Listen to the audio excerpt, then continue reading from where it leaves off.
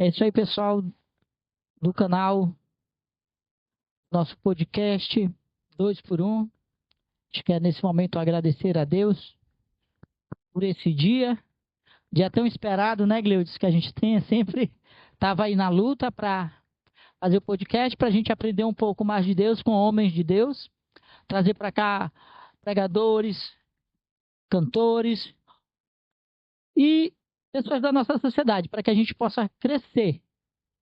E assim, hoje a gente vai começar esse projeto. Estamos aqui com o nosso pastor Gerson, não é isso? Gerson Simões, nosso pastor ali da Presbiteriana Independente. Isso. E vamos que vamos começar aqui. Ela vai passar a palavra aqui para o nosso irmão Gleudson. É isso aí, galera. Nós estamos aqui gravando o nosso primeiro episódio, né? Que é o episódio piloto. E a partir de hoje, nesse projeto que Deus colocou nos nossos corações, nós queremos compartilhar todo o conhecimento através dos nossos convidados presentes aqui. E contamos com a sua presença virtualmente, através de perguntas que nós iremos postar futuramente aí nas redes sociais, certo? E hoje temos aqui o nosso pastor Gerson Simões, como já o Wilson já falou já, da Igreja Presbiteriana Independente. É isso aí, já o nosso convidado vai estar dando a primeira fala, né? Não podemos esquecer também o Josué, que está ali por detrás da câmera, né? O nosso menino que o pastor Gerson falou aqui que ele já tem cara, olhou para ele assim, esse menino já tem cara de mídia de igreja. E essa aí a gente fica muito feliz, né? Agora, uma palavra inicial, deixar que o pastor Gerson falar algo. Meus irmãos, é muito glorioso a gente estar participando desse projeto piloto, 2 por 1, e para mim é uma satisfação, uma alegria e assim um privilégio a gente fazer parte desse projeto e ser o primeiro, né? Ser o primeiro a ser entrevistado, e a gente sabe que a partir do primeiro passo, muitos outros vêm e serão passos melhores, serão passos mais decisivos, serão passos mais trabalhados, mais aprimorados, e a gente tem o privilégio de dar o pontapé inicial. Eu sei que isso vai ser plenamente aprimorado e que as pessoas que vão vir depois de mim farão um trabalho muito melhor, responderão perguntas ainda mais difíceis, e vai ser ainda muito mais prazeroso as outras entrevistas, e o trabalho e o material que será produzido aqui será muito melhor aproveitado por todos aqueles que acompanharem depois de mim. É isso aí. E vamos ao que interessa, né? Aproveitar aqui que o tempo está nos ajudando. Para quem não sabe, hoje a gente há bastante tempo já vinha procurando já um espaço para a gente fazer esse podcast. A gente tinha todos os recursos, menos o espaço, que é o principal. E hoje arranjamos esse espaço, porém, hoje a chuva quis atrapalhar, mas Deus teve misericórdia da gente. Então, vamos aproveitar essa boa vontade da chuvinha aí. Pastor Gerson Simões. Vamos começar pelo básico logo aqui, né? Pastor Gerson Simões de quê? Qual é o nome completo mesmo? O nome completo é Gerson Rodrigues Simões. Estou aqui de São Luís mesmo, Maranhão? Não, nós somos de Fortaleza, nasci em Fortaleza, minha mulher também, Creânia. Meus filhos nasceram também lá, Jade e o Jansen. Jade tem 30 anos, Jansen tem 27. Só que nasceu aqui foi a Janine, que tem 21. Já nasceu aqui. Eu já estou aqui há 21 anos em São Luís. 21 anos. E qual foi o motivo de eu sair lá de Fortaleza para cá? Foi por conta mesmo do Deus me chamou de um jeito, me prendeu de um jeito, me laçou e trouxe para o pastorado. Eu não queria ser pastor, né? Nunca pretendi ser pastor. Meu pai, pastor da Assembleia de Deus há 30 anos, 35 anos e 35 anos de ministério. E eu nunca pedi a Deus para ser pastor, mas ele me trouxe, né? Eu terminei o seminário presbiteriano, e fui para o seminário presbiteriano para ser o melhor professor de escola dominical. Eu era professor de escola dominical, eu era presbítero na Igreja Assembleia de Deus lá no Ceará. Fui nos primeiros presbíteros, com 27 anos eu fui consagrado a presbítero. É uma coisa impressionante, que onde só tinha a cabeça branca do meu lado, e eu com 27 anos fui ordenado presbítero. E entrei para o seminário para ser um obreiro melhor. Nunca pensei em ser pastor, mas Deus me trouxe para cá, né? Me trouxe para cá, e Eu tinha terminado o seminário e o professor chegou e disse: rapaz, tem uma igreja no Maranhão que é a tua cara. Eu disse: é mesmo, é. Topa ir lá conhecer? Eu disse: topo. Aí eu fui, vim conhecer a igreja e estou aqui desde então. Há 21 anos trabalhando nessa igreja, né? Que o Senhor trouxe e estou concluindo um trabalho ali na igreja do Anjo da Guarda. Se Deus quiser, a gente conclui. Em nome de Jesus. Pastor Jefferson, eu conheço o senhor, não sei se cerca de uns 10 anos por aí, ou mais. Antigamente eu só escutava falar do senhor. Aí eu me lembro que surgiu uma brecha e disse: rapaz, vamos ver se a gente convida esse homem para cá para pregar aqui em um retiro. Acho que a gente, Eu lembro. no retiro, acho que era na época de William, que está no Maiobão agora. Ah, vamos ver, traz esse homem, até o pastor já o permitiu, né, que o senhor pregasse. E a gente sabe que o nosso pastor Joel, ele é bem rígido com quem prega, né, nos nossos trabalhos. Ele tem um certo cuidado com o pregador. É muito crível para passar por ali. Ali é crivo mesmo, viu? E quando ele diz assim: olha, eu autorizo esse daqui vir, é porque ele dá uma confiança ao certo pregador. E a gente fica muito feliz porque a gente conhece o seu trabalho ali dentro da igreja presbiteriana. Eu não sei se o senhor lembra, eu mesmo já fui uma vez convidado, não sei se foi pelo Tiago, acho que foi o Tiago, guitarrista, que vocês estavam fazendo um trabalho de ação social, e particularmente eu gosto muito de trabalhar com ação social. Eu me lembro que foi até debaixo da ponte do São Francisco, e foi isso mesmo. E eu sempre, quando estou em outro trabalho, eu me lembro que esse trabalho me marcou. Eu acho que era perto de Natal. E então é uma igreja que a gente vê crescer, porque tem um líder lá, um líder que tem a palavra de Deus, um líder que é obediente a Deus. Isso faz com que a igreja cresça e se alegra. E quem escuta a palavra sente também. Então, para a gente, mais uma vez, é uma honra estar aqui com o senhor. E eu sei que a gente tem muito a conversar agora, mas eu queria escutar um pouco do senhor sobre o seu testemunho de vida, que o senhor tem um testemunho lindo. Antes do senhor falar do seu testemunho, eu me lembrei que quando o senhor descobriu que ia precisar passar por cirurgia, a gente estava até ali no canto do Japiaçu, onde o pai da irmã Abilene e o irmão João Batista vendiam lanche.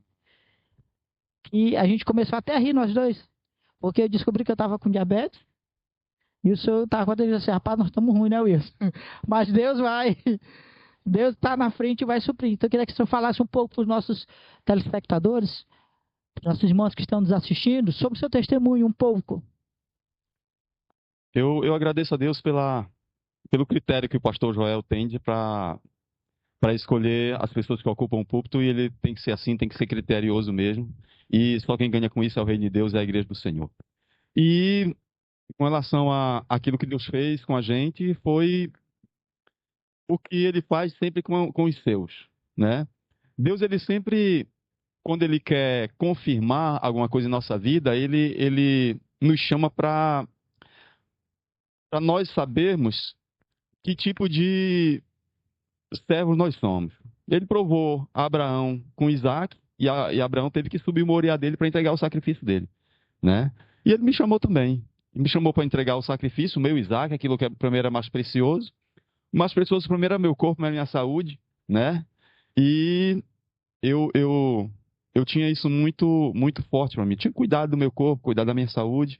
E foi cuidando do corpo, cuidando da saúde, que ele me pegou, né? Eu estava na estação, correndo, cuidando da saúde, querendo aprimorar, e eu rompi o joelho.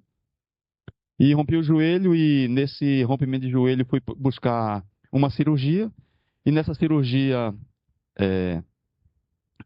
tive que fazer uma ressonância. Nessa ressonância, foi marcado para o mesmo hospital uma ressonância e uma endoscopia. E na endoscopia saiu o primeiro, fui sedado, não fiz a ressonância da perna. E nessa endoscopia eu já descobri um tumor, um endocarcinoma nível 4, muito pesado. São 5 níveis, eu quando descobri já estava no nível 4, então tinha que fazer uma cirurgia rápida, urgente. E com a graça do Senhor a gente descobriu em dezembro, marcou para o dia 20 de janeiro a cirurgia. E o médico falou que faria a cirurgia se tivesse só no estômago, né? E pela tomografia que a gente fez, estava só no estômago, ele abriu, mas quando abriu já estava em mais 4 órgãos, e ele quis fechar, né? E nessa equipe tinha o Fernando, que estava na residência médica, que é membro da nossa igreja lá, e ele pediu para ser parte da equipe, e ele viu. Me contou depois que o médico chefe da equipe disse que ia fechar e ia passar para quimioterapia, porque não tinha o que fazer. E o mais novo da equipe, o doutor Renan disse, rapaz, mas ele é pastor, tem 49 anos, ele não tem vício, ele aguenta. E o médico então parou e disse, rapaz, então vamos fazer. Fizeram. Aí arrancaram logo o estômago todo, total, o pâncreas, o baço, né, a vesícula e o apêndice. Esses 5 órgãos foram embora e fiquei apenas com o intestino, com o fígado. E estou aqui contrariando todos os prognósticos médicos, que disseram que eu não ia mais falar, né? Já que eu estou traumatizado, entrou um cano aqui no meu pescoço que danificou muito das cordas vocais, eu parei de falar, não sabia mais escrever, não sabia mais ler, não conseguia mais fazer nada. Esqueci, depois de 22 dias em coma, esqueci tudo, só não esqueci que tinha mulher e filhos, né? E contrariando todos os prognósticos médicos disseram que eu não sobreviveria. Deus me mandou de volta. Deus me mandou de volta num caso tremendo, depois que trabalhou conosco esse tempo todinho lá. Porque na realidade espiritual, quando aqui para nós nada funciona, continua funcionando lá. É impressionante como continua funcionando. A eternidade não para, né? E Deus mostrou que Ele é Deus da eternidade. Ele é Pai da eternidade. Ele, enquanto a nossa realidade aqui encontra um limite, lá não tem limite. O médico disse, até agora não tem mais o que fazer. Nós já fizemos o que tínhamos que fazer, né? Agora não é mais com a gente. Quando ele disse que não é mais com a gente, pronto. Então ele liberou, né? E quando ele liberou, a minha esposa me conta que ela sempre conta isso nos testemunhos, que ela estava muito cansada um dia. A minha filha veio da África, né? Que é missionária lá. O meu filho veio de Fortaleza, também é missionário lá no Ceará. Aí eles revezavam e a minha mulher estava muito cansada já. Muito cansada de estar em UTI, hospital, aquela coisa toda. Ela não foi, nessa noite ela não foi para a UTI, que estava muito cansada. Meu filho foi. E ela ficou em casa e quando foi 3 horas da manhã, ela foi despertada.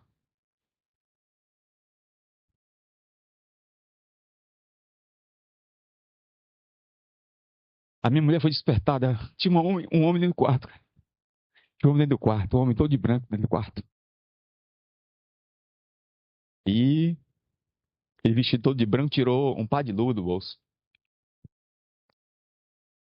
E começou a calçar a luva nas mãos.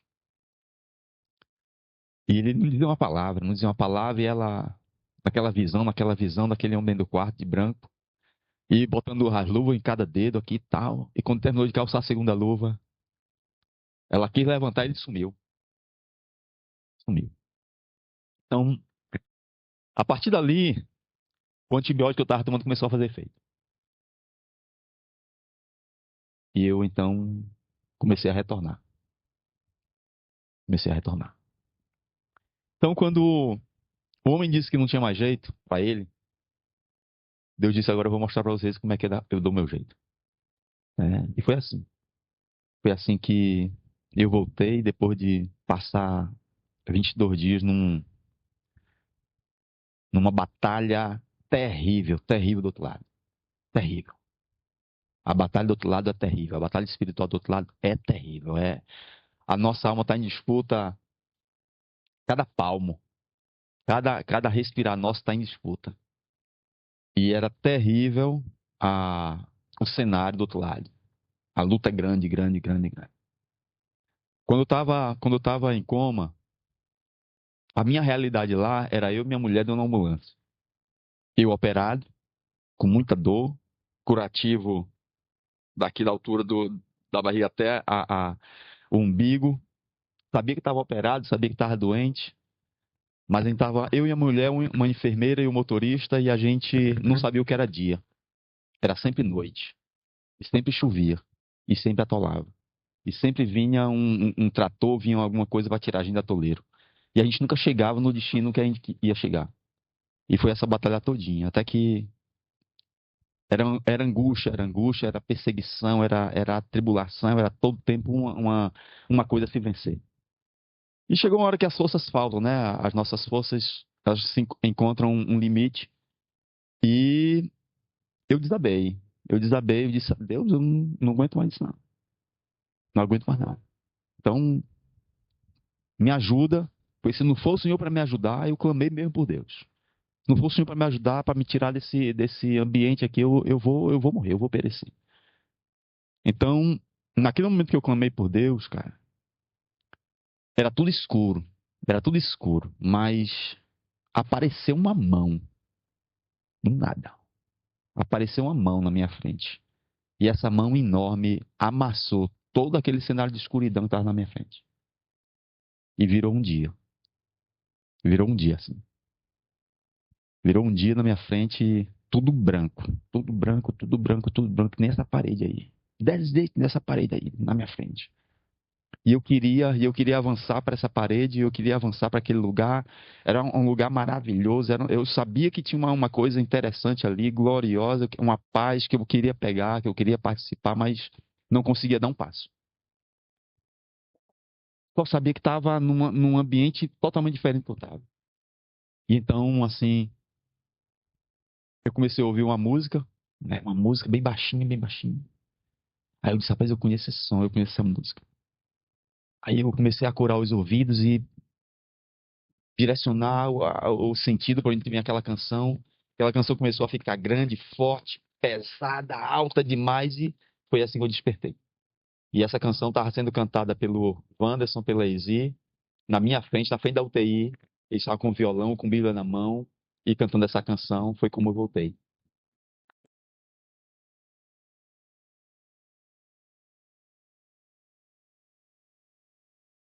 Sobre essa questão bem aí, eu tinha escutado realmente falar da irmã Ezi, que hoje já não mora mais aqui, ela e o marido dela, né? Foram para outro estado, que eles estavam tocando mesmo louvor. Eles me falaram louvor, agora eu não lembro mais qual era o louvor, mas depois você que você vai dizer aí pra gente, né? O louvor que fez realmente, que depois que o senhor começou a escutar o louvor, o senhor começou a despertar. E a gente pode ver que Deus tem seus mistérios. A gente pensa que as coisas vai ser de um jeito e Deus faz totalmente diferente. Ele muda todo o ambiente. Porque ali, ainda que o senhor estava na UTI, mas eu acredito que é um grande testemunho, porque o senhor escutou, o senhor foi despertado por essa música, mas tinha médicos, enfermeiros, tinha outras pessoas ao redor que, através da sua cura, da sua volta, puderam reconhecer que o Senhor é Deus. E só Ele pode fazer todo um milagre. Uma coisa impressionante lá naquela UTI, porque os médicos pediam pra gente, a médica que era a chefe da UTI, a doutora Rose Marie, ela dizia, quando eu voltei, né, eles continuaram a ir, né, a música era Nunca Foi Sobre Nós, nunca foi sobre nós, nem Mistério sobre o Zoe, né? que podemos fazer, Mistério Zoe. Era a canção maravilhosa, e foi nessa música de adoração, dessa atmosfera de adoração que a gente retornou. E eles continuaram indo. E os médicos pediam, venham e cantem. E quando ele estava cantando, eles cantem mais alto, cantem aqui, todo mundo está precisando, todo mundo está precisando. Né? Todos nós aqui precisamos de Deus e aqui todo mundo precisa de Deus. E eles cantavam, eles diziam, pastor cante, pastor cante também. E como é que eu cantava? Né? Como é que eu ia cantar? Se eu estava com um cano na garganta aqui, era uma situação bem difícil, mas foi assim que Deus nos trouxe de volta. Fisicamente o senhor não estava cantando, né? Mas por dentro a gente Por está muito dentro. agradecido. Muito agradecido. Muito agradecido. É interessante, né, que eu e o Wilson somos da Cidade de Deus, né? E o pastor Jessen, como já bem falamos já, é da Presbiteriana Independente. E quando nós sabemos da situação dele, a nossa igreja levantou clamor, certo? E aí que entra nessa questão da irmãos, independentemente da denominação, mas quando se trata de irmãos, a gente deixa de lado tudo que nos separa. E eu lembro que a gente fez um clamor, não foi só uma vez não, acho que foi várias vezes, Eu vi até, acho que um vídeo também, não sei se foi do Thiago, que a gente fez um louvor, acho que foi em frente da sua casa, não foi? Eu vi um vídeo também, então, tipo, isso nos toca. Porque não é fácil ser pastor, ainda mais passando por uma situação dessa. E as ovelhas, querendo ou não, é inevitável. De repente, assim, começa a questionar, né, a fé. Poxa, como é que está acontecendo isso com o nosso pastor? Então, eu acho que, mesmo eu passando por essa situação, ainda tinha que também manter uma postura de pastor, só não tenham fé, vai dar tudo certo. E isso é louvável, certo? Isso também nos abençoa também, mesmo passando por uma situação muito complicada, mas Deus sempre nos abençoa através de vários modos, certo? E que bom que o senhor já está aqui já, né? Isso já faz quanto tempo já? Vai fazer 5 anos. 5 anos, né? Da cirurgia. Aí eu tenho uma pergunta. Depois de 5 anos, o que foi afetado? Assim, tá totalmente cuidado, mas tem alguma coisa assim, em restrição? Tem algumas restrições, os médicos cortaram aquilo que a gente mais gosta, né? Eles saem cortando aquilo e sempre afeta aquilo que a gente mais gosta, né? Aqui, pimenta, que é aquilo que eu sinto mais falta, né? Porra, mas Pimenta. isso é maldade aí, foi maldade. Foi maldade. Mas são terríveis. Massa branca, assim, a gente não pode comer muito, tem que comer, assim, ser criterioso. Come, mas come pouco. Ih, É. rapaz, isso é Tá, pouco Pedro, mesmo. tá então, ixi, já Pô, só sabe que o senhor não vai. Come Não, pouco. Come não, não, não, Ah, o senhor não vai nem aí, comer, não. refrigerante. Refrigerante também não. Cortou isso, né? Chocolate também é muito pouco. Então, açúcar, né? A parte de açúcar e tudo aquilo que forma açúcar foi cortado da gente. Mas eu não sinto muita falta das coisas que ele cortou, a não ser a pimenta. Né? Ah, A cortar minha única pimenta, eu vou chorar demais, É a única pastor. coisa que eu sinto saudade é da pimenta. Mas se cortou, já tô A gente. e eu como de tudo. Os médicos disseram que eu ia sair comendo papinha, eu já saí na dieta geral. Deus reverteu a situação, disseram que eu não ia falar. E vocês podem ver que eu falo feito uma matraca, e falo rápido, e falo. Ainda bem. E que eu não ia ganhar peso, né? Que eu tava com 94, saí com 45. Então o câncer levou 50 quilos, praticamente. E eu tenho dificuldade de ganhar peso. Porque não tenho o que sintetizar mais, porque o pâncreas foi embora, a vesícula foi embora, tudo foi embora, o estômago foi embora, onde se quebra a enzima, onde se quebra a gordura não quebra mais, então eu tenho dificuldade de ganhar peso. Mas mesmo assim já cheguei aos 63 quilos. Então ganhei já bastante peso depois que saí do hospital. De modo que eu não quero chegar aos 94 de novo, não preciso, mas aquilo que eu consegui chegar até pelo menos até 70, para mim tá ótimo. Né? A gente foi. Quando a gente decidiu, né, trazer o pastor Jessen como nosso primeiro convidado, claro que o nosso podcast que tem alguma coisa bacana pra comer, pra beber. Só que a gente lembrou da situação dele, rapaz, será que ele pode comer? Tem alguma restrição? O que ele pode comer? Aí disse, isso, esse negócio aí. Aí você passa que não pode comer bolo. Acho que bolo acho que não tem muita coisa assim, não. Acho que mais qualquer coisa, qualquer pessoa pode comer bolo, né? Aí, não sei qual foi a pessoa que ele ligou, ele perguntou. Esse pai, o pastor Gerson pode comer alguma coisa? Qualquer coisa, tem alguma restrição? Ele disse, não, meu filho, pode mandar bala. É a irmã Cici. A irmã Cici, eu perguntei pra ela, eu disse, rapaz, eu acho que ela sabe um pouco da saúde do pastor Gesso. Deixa eu ligar aqui, ela disse, rapaz, ele diz que come tudo. Ele come de tudo. Aí disse, pronto, deu certinho.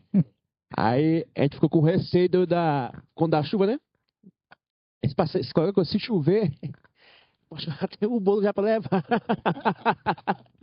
Pra compensar essa vida dele pra cá, que não é fácil. Porque acho que a gente nem esqueceu de falar, né, Wilson? Que a gente tá aqui no Sítio Melo, aqui na Manchica, na Vila Maranhão. E nosso primeiro episódio vão ser por aqui, né? E aí, tanto eu quanto o Wilson, quanto o pastor, vão lá no Jaguarda. Então é uma pernada. Então, mas até agora tá dando tudo certo, né? Sabia que pra minha banda, como é? Tocadilho. O senhor falou que a música, né, Nunca Foi Sobre Nós, do Machado Zoe, que foi uma música que tocou muito no seu coração, que fez ali começar a renascer a saúde. E aí eu quero saber se eu tenho, assim, algumas outras canções que o senhor ouve com frequência. Tenho sim, eu tenho canções de predileção. Assim, o que eu ouço demais é um rapaz chamado Estênio Márcios. É o meu cantor preferido, né? Estênio Márcios tem músicas maravilhosas. Grupo Logos, né? Grupo Logos. Sérgio Pimenta, né? Tem que ter pimenta, né? Eu ia perguntar isso, cara, por causa da pimenta. Tem pimenta, ele gosta, tá certo. Sérgio Pimenta é um cara impressionante, né? João Alexandre. Então, essa turma toda, Jorge Render, Asaf Borba, essa turma toda de Vencedores por Cristo, então, é o que a gente ouve, né? O que a gente ouve. Armando Filho, gosto muito de Armando Filho também. Então, eu sou antigo. Eu sou antigo, eu tô com 54 anos e são essas bandas e esses compositores que influenciaram a minha geração. Então, eu sou bem ultrapassado com relação a essas coisas, né? Mas ouço de tudo. Mas eu ouço tudo, mas não gosto de tudo. Não gosto de tudo que eu ouço das bandas evangélicas. Não gosto das mais modernas. Eu vejo muita necessidade teológica, né? De coerência teológica nas bandas mais modernas. Mas tem muita coisa boa também sendo feita. Tem coisa boa moderna sendo feita. Agora, modernamente, você tem que ser muito mais criterioso. Muito mais criterioso. Mas tem coisa muito boa sendo feita agora, atualmente. Também. Continuando nesse assunto de musical, já vi com uma polêmica, né? Tem que ter polêmica no nosso podcast. Pregação, com fundo musical ou sem fundo musical? Rapaz, de qualquer maneira. Se tiver fundo musical, bem. Se não tiver fundo musical, é bem também. Na verdade, eu pouco me ligo ao redor quando eu estou pregando. Se tiver fundo musical, para mim é tranquilo. Se não tiver fundo musical, para mim também é tranquilo. Porque eu não me ligo para o que está acontecendo ao redor que me tire a atenção. Nada me tira a atenção, né? O que me dispersa é só gente conversando. Aí se eu ver na minha frente gente conversando dispersa lá na plateia, é complicado. Isso me desconcentra. Isso me desconcentra, né? Então, é, é necessário que a pessoa que esteja cultuando, ela vem para 2 horas de culto. Então, investe essas 2 horas em culto, né? Porque quem tem que estar satisfeito, tem que avaliar culto, não é quem tá ali na plateia. Quem tem que avaliar culto é Deus. Porque só Deus tem um aparelho de saber se o culto está prestando ou não. Porque o culto é para Ele. A gente não pode estar assistindo culto, a gente tem que prestar culto, né? Então, eu acredito que essas 2 horas, aquela pessoa não tem que estar conversando. E a gente que está pregando, a gente precisa ter em foco a mensagem que você ouviu de Deus, aquilo que Deus tem como vontade dele para ser é, exposta ali, e você vai expor a vontade de Deus, né? Quem vai gostar, quem não vai gostar, isso não importa. Isso não importa. Se as pessoas vão falar bem da mensagem, se não vão falar bem da mensagem, isso pouco importa. Isso pouco importa. Para quem está pregando, ele tem uma mensagem a entregar, ele receber essa mensagem, ele vai dizer, né? Então, com fundo musical ou sem fundo musical, a mensagem vai ser dita.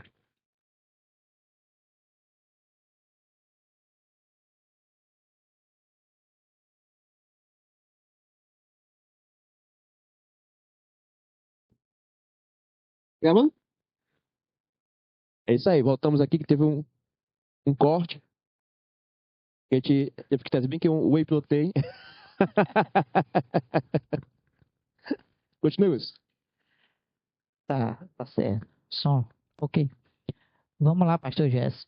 É, o Gleison lhe perguntou sobre louvor e lhe perguntou sobre o senhor gosta de pregar com fundo musical ou não? Porque isso Tem pregadores que gostam, né? Tem pregadores que já não são muito fã, porque acham que Atrapalha. atrapalha com o fundo musical e às vezes que não deixa de ser verdade isso bem aqui, que às vezes o fundo musical leva até a pessoa a mais se emocionar do que às vezes escutar a palavra em si.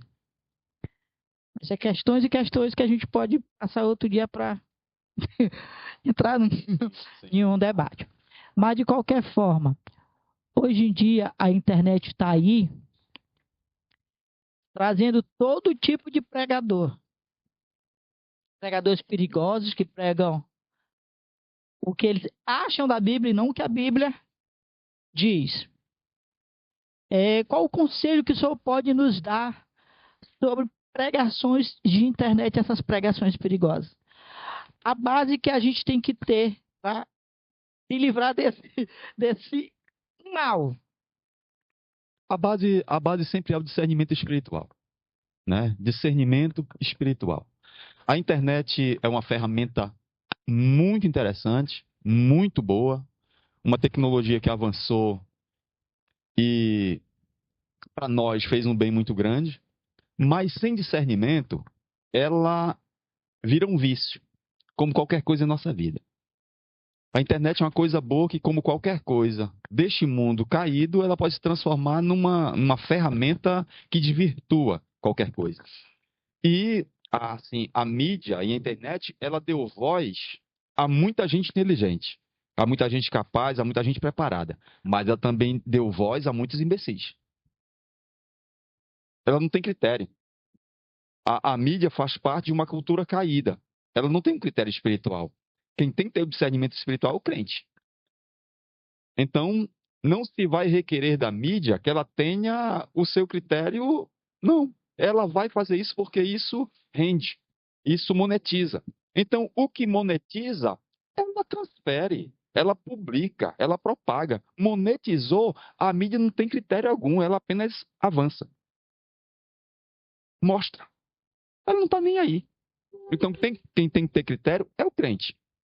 De modo que depender de Deus, depender do Espírito para poder discernir se aquilo que está sendo dito é verdade ou não, é o crente que tem que buscar. É o crente responsável por isso, né? No tempo de Jesus, Jesus veio para o tempo da lei, então ele está com os seus discípulos ali, os seus discípulos estão no tempo da lei, ele está com os fariseus ali, anciãos e sacerdotes do templo, fariseus, saduceus, fazem parte do sinédrio, está no tempo da lei. Então, eles fazem parte da sinagoga, Jesus vai para a sinagoga. Tudo ali é tempo da lei, né? Então, aquelas pessoas que estavam ali, era para elas entenderem que quando Jesus chegou e leu o profeta Isaías, e sentou-se e disse assim: agora esta profecia se cumpriu diante dos vossos olhos. Eu sou esse Messias de qual Isaías falou. Aqueles homens que estudavam a lei, que eram responsáveis pela mídia, que eram responsáveis pelos escritos, que eram responsáveis pela tradução e tradição oral, eles eram para ter dito: gente, realmente, ele é o Cristo, ele é o cumprimento da lei, ele é o resultado daquilo que Moisés disse, nós agora vamos abandonar Moisés e vamos ficar só com ele. Mas não foi isso, eles não tiveram esse discernimento, né? E Jesus disse para eles: olha, vocês examinam as escrituras, porque sabem que nelas vocês têm vida eterna. E são elas que de mim testificam. Mas vocês não vêm para mim para ter vida. De vocês profetizou muito bem Isaías. Vocês são o cumprimento da profecia de Isaías. Porque Isaías foi chamado por Deus para profetizar para um povo que não ia conseguir ouvir. Para um povo que ia ter olhos, mas não ia enxergar. Né? E vocês são o resultado disso. Vocês são a prova disso. Porque você está diante da frente de vocês e vocês não conseguem discernir. A mesma coisa hoje. Hoje, a internet será uma grande testemunha contra a igreja e contra muitos crentes. No dia do Senhor, no dia que estivermos diante do Senhor, a internet será um grande testemunho dizendo que não faltou informação. Nós temos muita informação. Não falta informação para a nossa geração. O que falta é discernimento, saber discernir o que houve. Né? Então, tem muita informação, tem muitos pastores pregando, mas muito vício. Hoje, a essência do evangelho saiu de foco. Hoje nós temos uma disputa de pastores, evangelistas, missionários e expositores da palavra para quem tem uma descoberta melhor da vida, uma nuance mais importante, uma nova revelação, né? Essa disputa de quem sabe mais, de quem conhece mais, de quem que tem mais, aí fica essa disputazinha. Isso não é saudável, né? Isso não é saudável para quem não tem discernimento, né? Para quem tem discernimento, aquilo ali pode ter até um futuro, mas para quem não tem, isso vira uma rinha e gera muito mau testemunho do que aprendizado ou edificação, né? Mas o que falta para nós é discernimento, porque tem muita coisa boa, mas também tem muita abobrinha, né? E a gente precisa ter discernimento para poder ser edificado.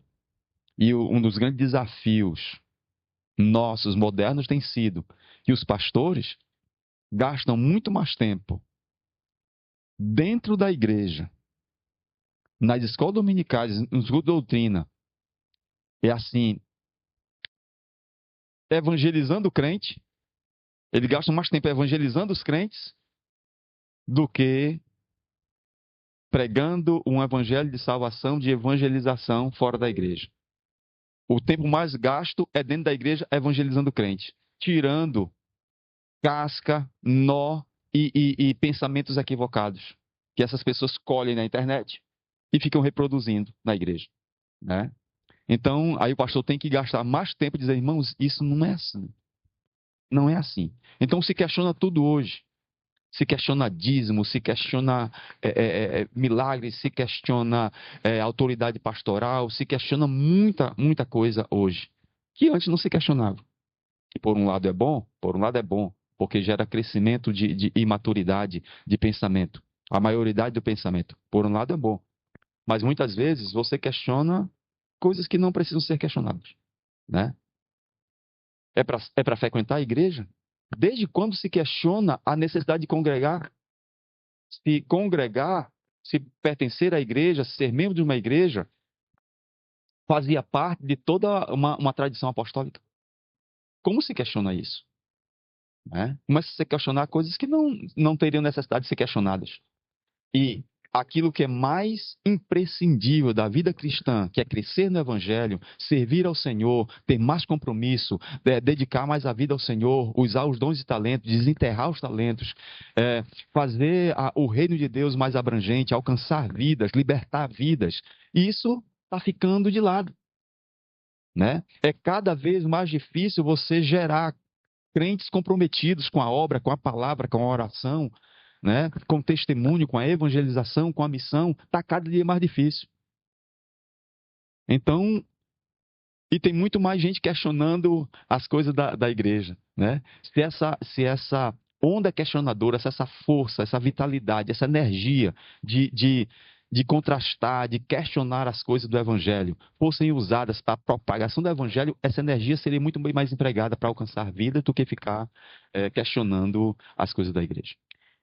Pastor, há uma pergunta dentro do que o senhor falou aí.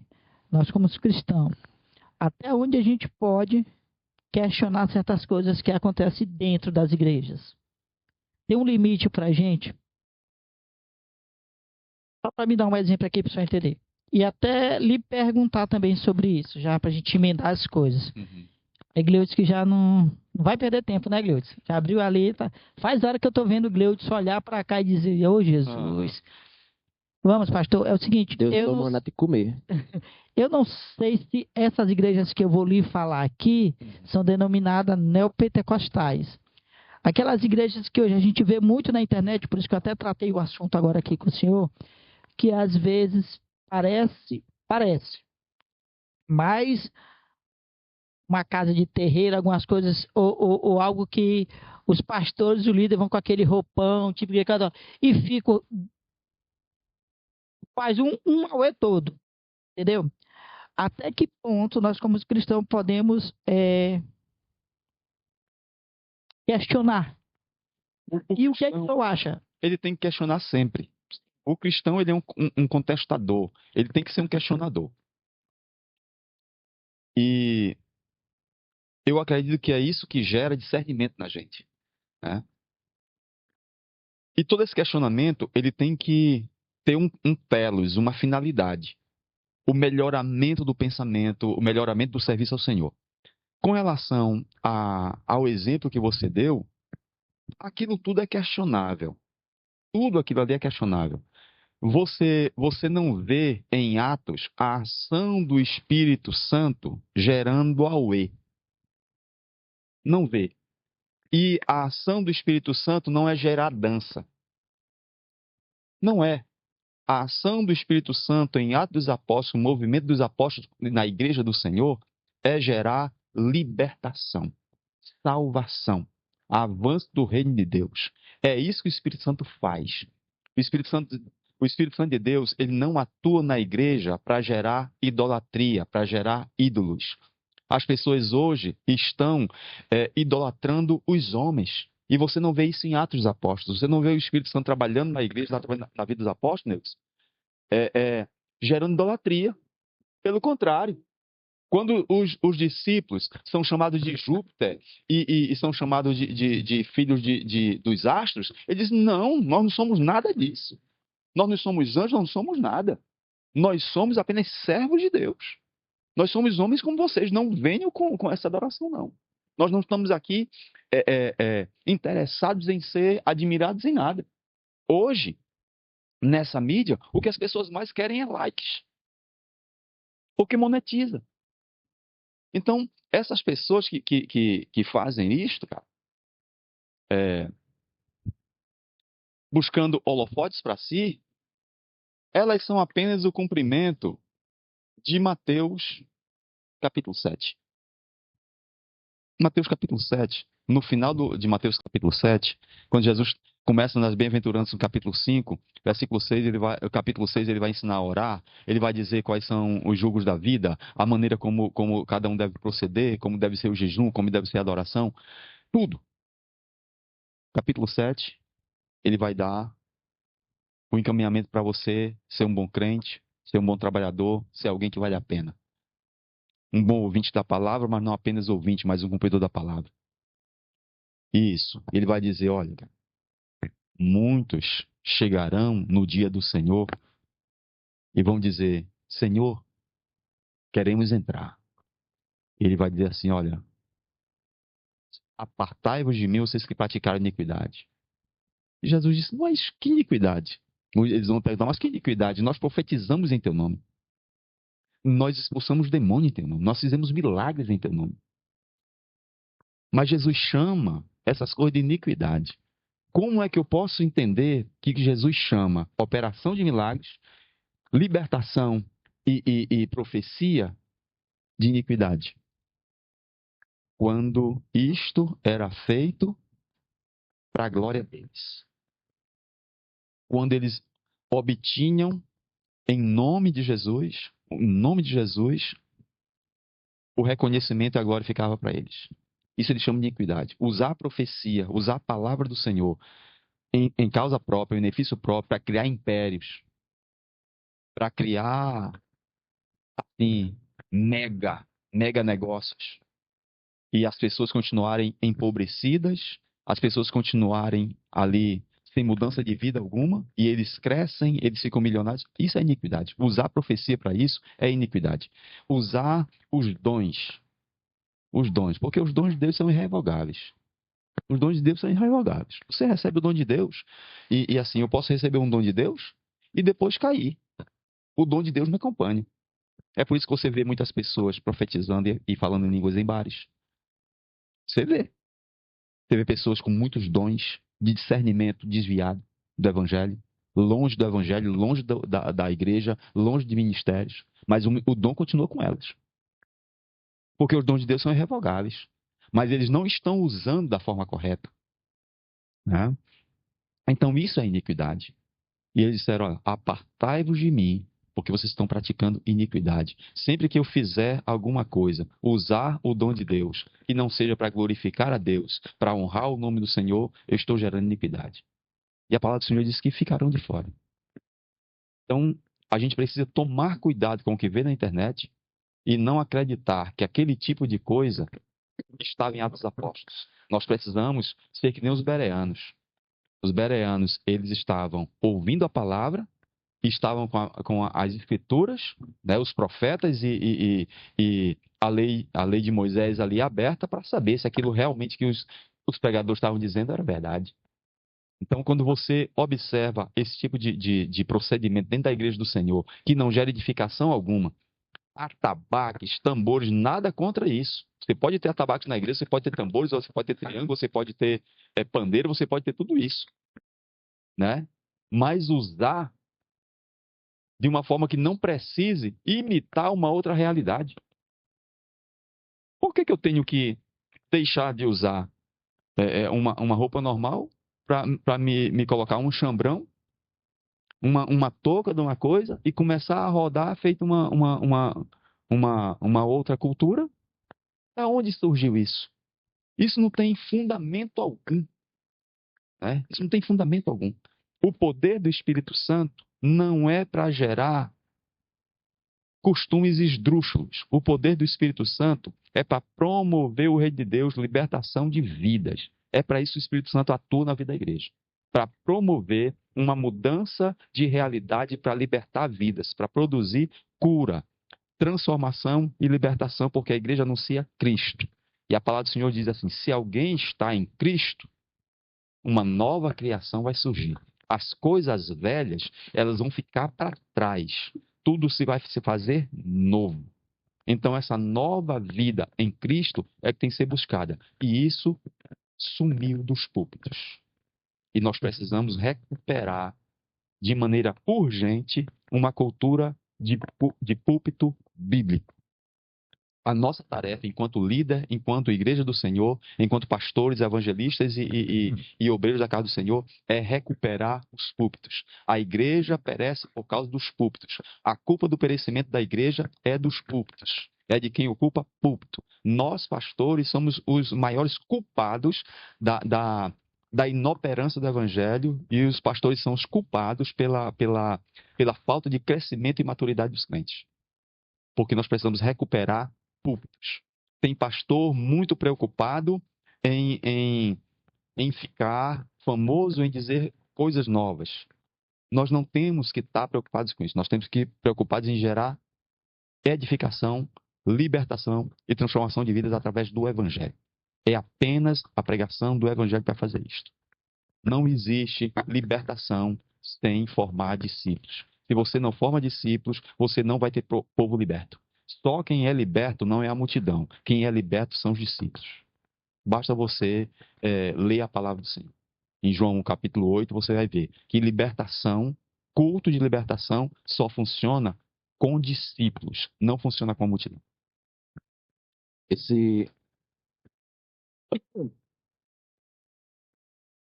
Essa cena aí, né? Tu falou aí. Uma vez eu tava lá no Instagram.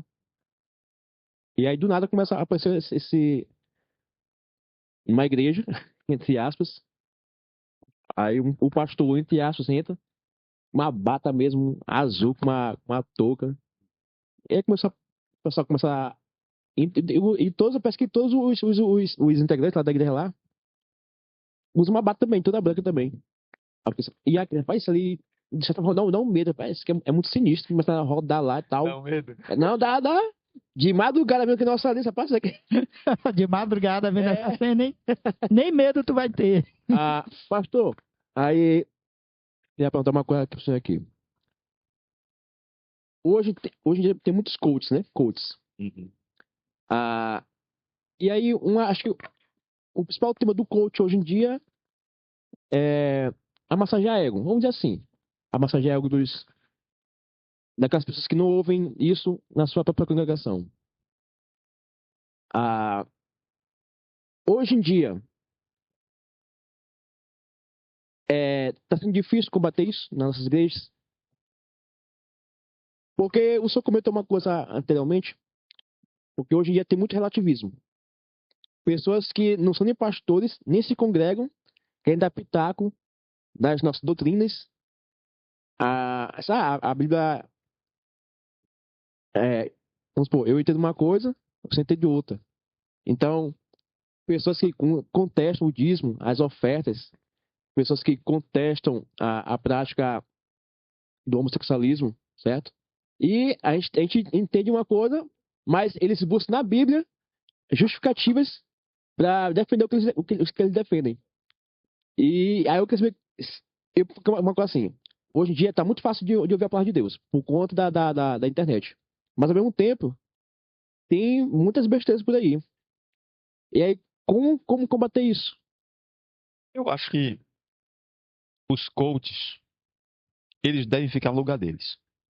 E os pastores devem assumir bem o seu próprio lugar. O pastor tem que ensinar o evangelho.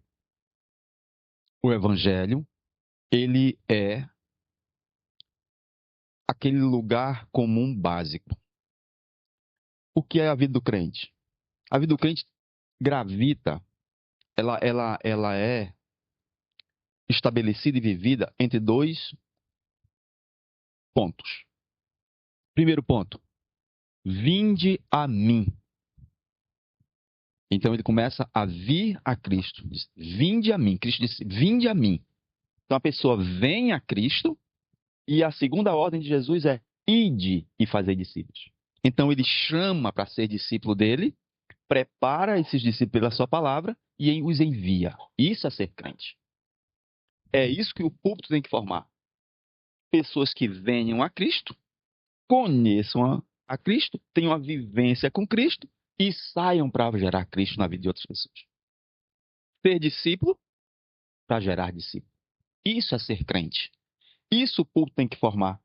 O púlpito tem que se preocupar com isto. Porque ao fazer isso, você vai dizer o que é pecado. Pecado é pecado. Homossexualismo é pecado.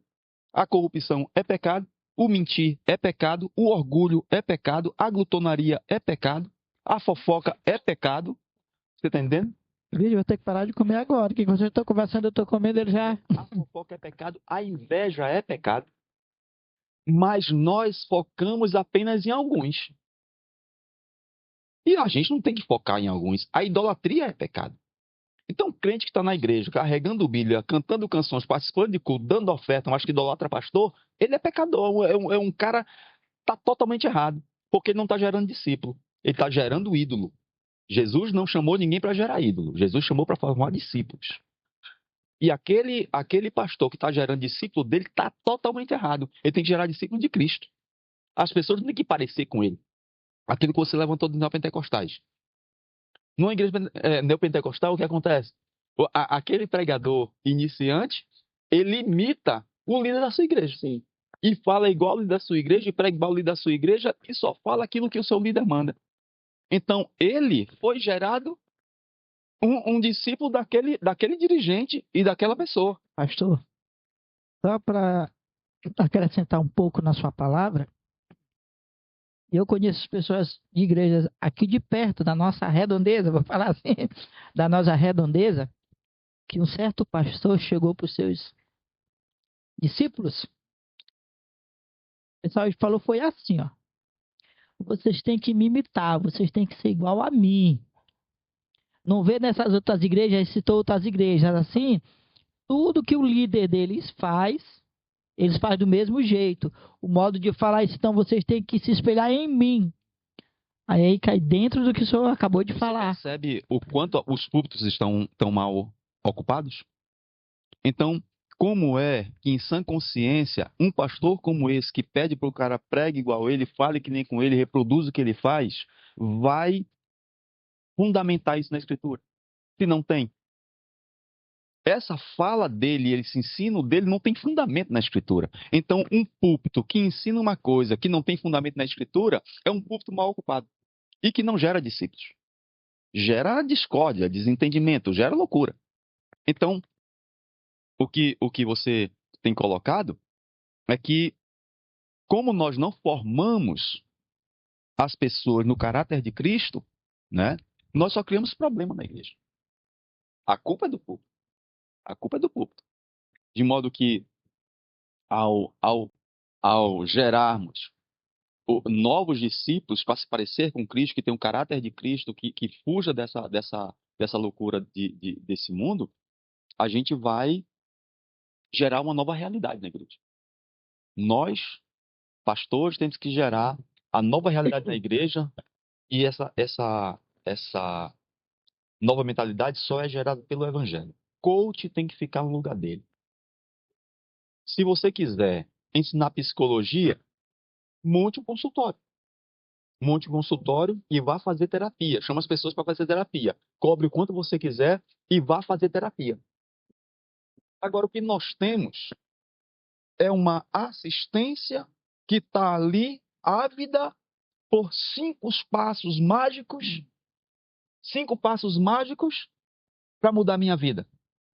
5 passos mágicos para me tornar mais fiel, mais comprometido. Não existem passos mágicos para me tornar mais fiel, mais comprometido. O que me torna mais fiel e comprometido com Cristo não tem segredo. Oração, leitura da palavra, consagração, louvor ao Senhor e uma exclusiva dependência dele.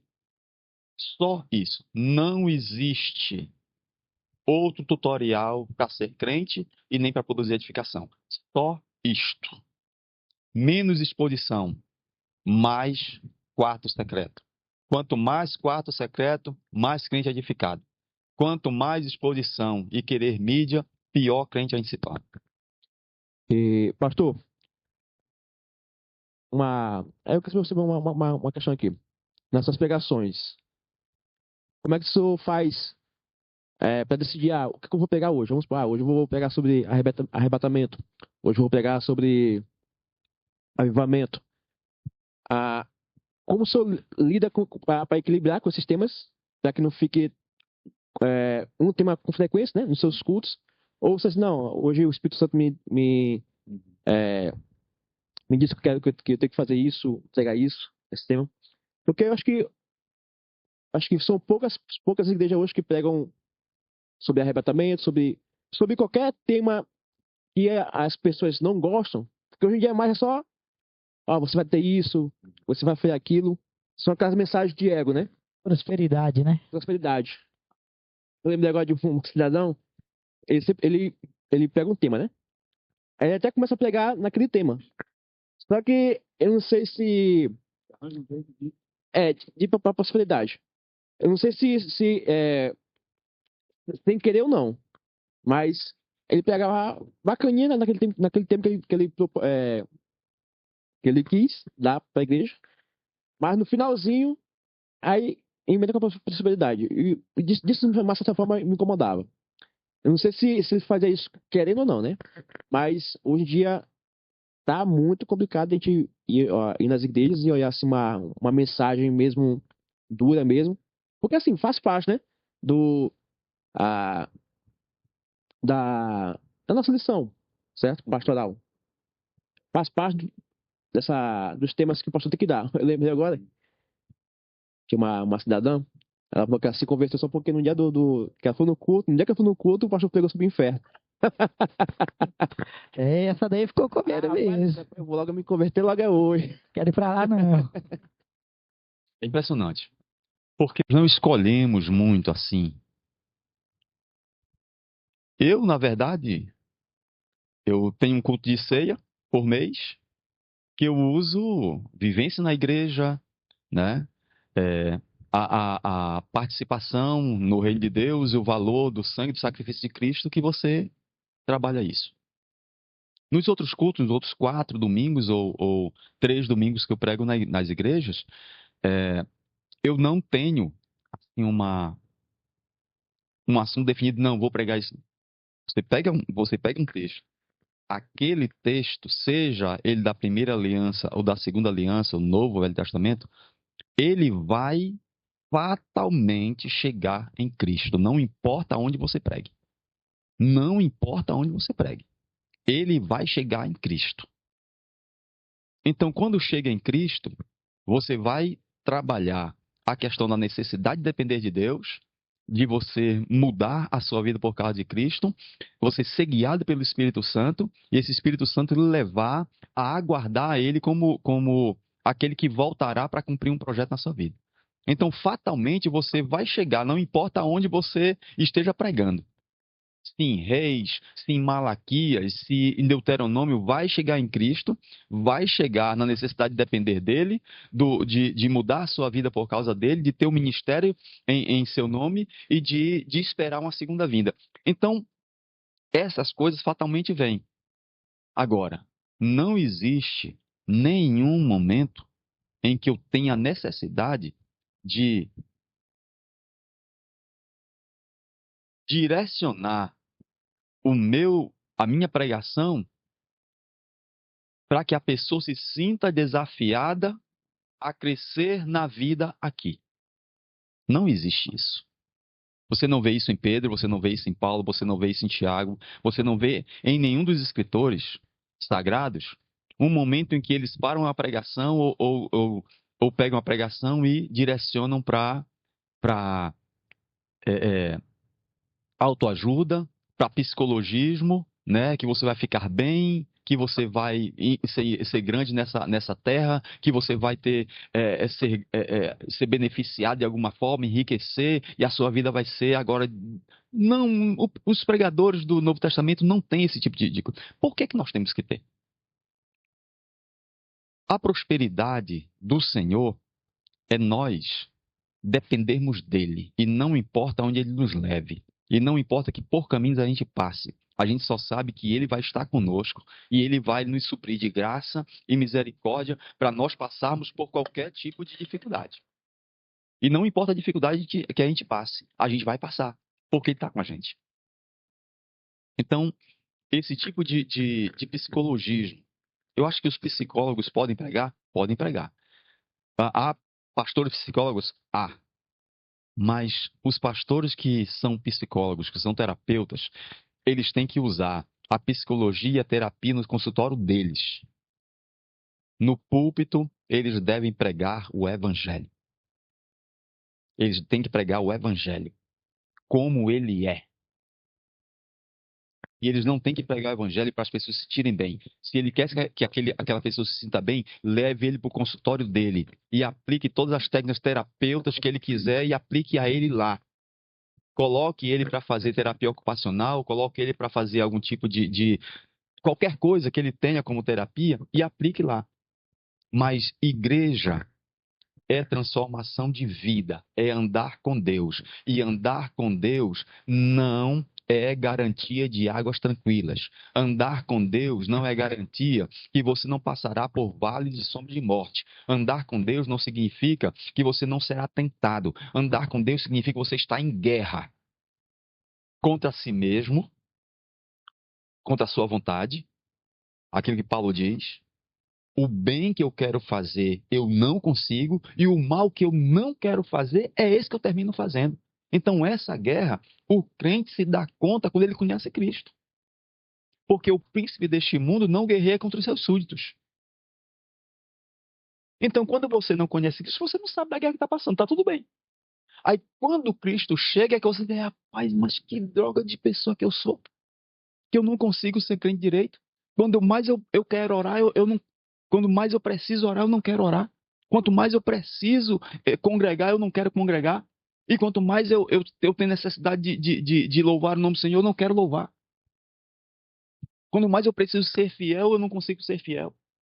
Então, essa guerra, ele só vai descobrir quando Cristo chega. Que os olhos são abertos.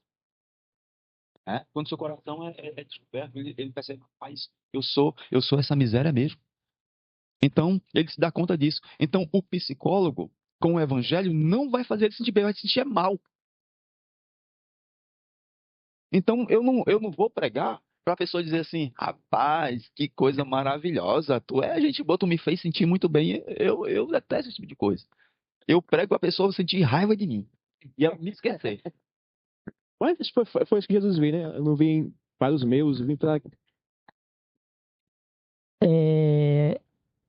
Profunda tristeza nesse momento. Não, brincadeiras à parte. Dá tampinho, só acho que mais uns 10 minutozinhos ali. Não, o menino da câmera ali já tá triste. A gente queria, mais uma vez, agradecer a Deus por todo esse momento que tivemos aqui. Vou dar minhas considerações finais aqui, daqui a pouco o irmão Gleus, você conheceu o pastor, mas eu queria dizer que eu estou muito feliz pela palavra que a gente escutou aqui, aprendeu. E no mesmo tempo, vou ser bem sincero, estou triste. Passou muito rápido. A conversa fluiu tanto que passou rápido. Normalmente eu pensei tantas coisas, não cumpri 5%. Não cumpri 5% do que a gente estava querendo. Mas que quando a conversa é boa, é saudável, passa rápido. Quando a gente aprende mais de Deus. A gente está com pessoas que nos levam para mais perto de Deus. Então a gente está muito grato pelo que aconteceu aqui. E quero dizer para o senhor, vou logo lhe convocar aqui. O senhor vem aqui mais vezes. De conversar mais, acho que ainda tem bastante coisa para conversar. Mais cedo, né? Já sabe o caminho já. Já sabe o caminho. Já sabe o caminho. E é pra dizer que ele chegou tarde, não, né? Não acredito, rapaz. Não, brincadeiras à parte. O homem de Deus chegou cansado, mesmo de viagem. Ele disse: olha, eu vou no compromisso, estava aqui. Então, como eu estava falando, né? Te é grato pela vinda do Senhor, pelo que o Senhor, nosso Senhor, nos fez aqui. Mesmo em tempo de chuva, ele nos fez com que a gente continuasse aqui e fizesse a sua obra. Entendeu? A gente aprendeu um pouco aqui. E é isso. Queremos agradecer a Deus. Vou deixar a Gleudis falando agora. Mas antes disso, a gente falou muito aqui de like, essas coisas, né? Mas no nosso caso que a gente está iniciando, a gente precisa que você curta a nossa página, comenta algo aqui, porque eu sei que a gente foi edificado e vocês que irão assistir esse vídeo quando lançarmos vão ser edificados. Você dá essa forcinha pra gente. Vai lá, Gleudis. Antes das minhas palavras finais, só rapidinho aqui, pastor.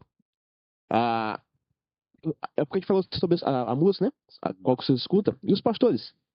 Tem alguma, assim, que eu gosto de escutar?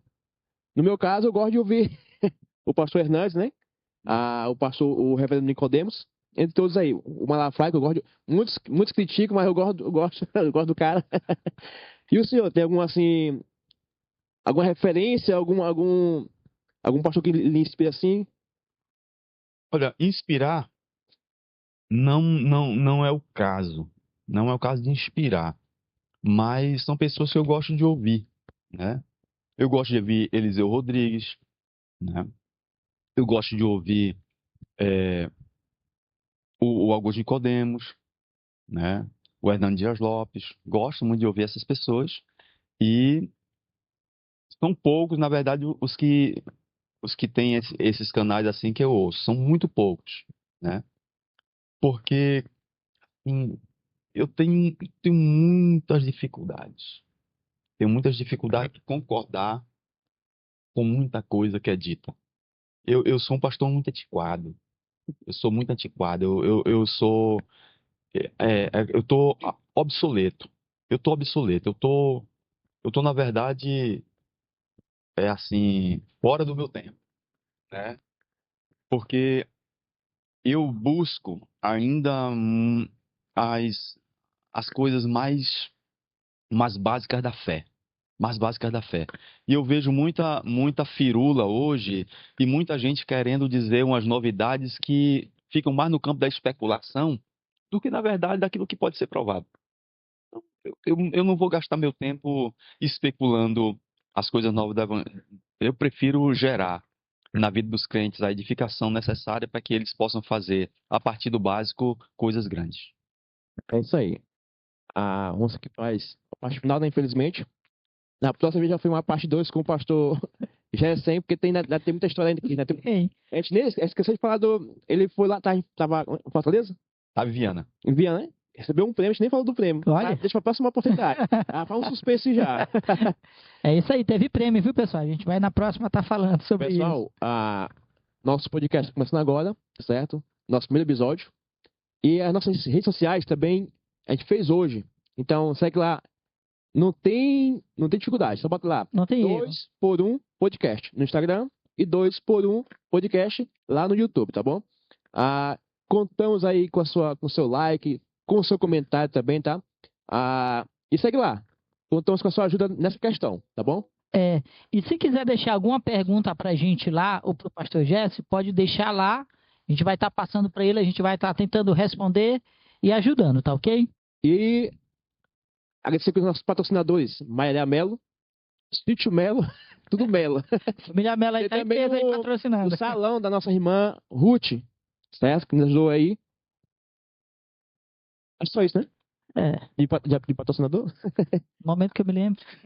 Só as considerações, Eu pastor. quero agradecer o convite. Que Deus proporcione para vocês, 2 por 1, muito mais oportunidades e que as pessoas que sejam trazidas aqui, elas possam gerar também edificação e discernimento daquilo que é vontade de Deus para a vida da sua igreja. Deus abençoe e parabéns pela iniciativa de fazer esse podcast.